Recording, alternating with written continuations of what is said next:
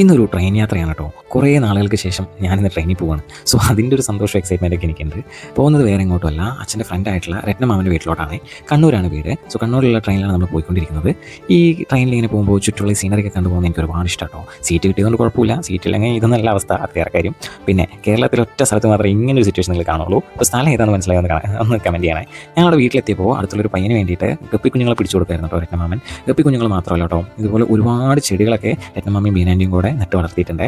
So എനിക്കും ചെടികളൊക്കെ ഒരുപാട് ഇഷ്ടമായതുകൊണ്ട് ഞാൻ കുറേ എണ്ണം നോക്കി വെച്ചിട്ടുണ്ട്. വരുമ്പോൾ വേണം എല്ലാം ബുക്കിയിട്ട് വരാൻ. പിന്നെ ഇവനുമായിട്ട് എനിക്കൊരു ഫ്ലാഷ് ബാക്ക് ഉണ്ട്. ഫ്ലാഷ് ബാക്ക് എന്ന് പറഞ്ഞാൽ ചെറുതൊന്നല്ല കേട്ടോ. പണ്ട് ഞാനിവിടെ നിൽക്കാൻ വന്നപ്പോൾ എന്നെ ഈ മുറ്റം മൊത്തം ഓടിച്ചിട്ട് കടിക്കാൻ വന്നവനാണ് ഇവൻ. സോ അതിൻ്റെ അഹങ്കാരം അവനില്ലെങ്കിലും ആ പേടി എനിക്ക് നല്ല ഉള്ളതുകൊണ്ട് കുറച്ച് അകലം വലിച്ചാണ് ഞാൻ നിൽക്കുന്നത്. പിന്നെ വന്ന് കയറിയല്ലേ ഉള്ളൂ. സോ കുറച്ച് ടയർഡാണ്. അതുകൊണ്ട് ഫ്രഷായി ഫുഡും കഴിച്ച് കുറച്ച് നേരം റെസ്റ്റ് എടുക്കാമെന്ന് കരുതി. അടുത്ത ദിവസം ഞങ്ങൾ കുറച്ച് ട്രിപ്പൊക്കെ പ്ലാൻ ചെയ്തിട്ടുണ്ട്. സോ ആ വിശേഷങ്ങളൊക്കെ അടുത്ത വീഡിയോയിൽ പങ്കുവയ്ക്കാം കേട്ടോ.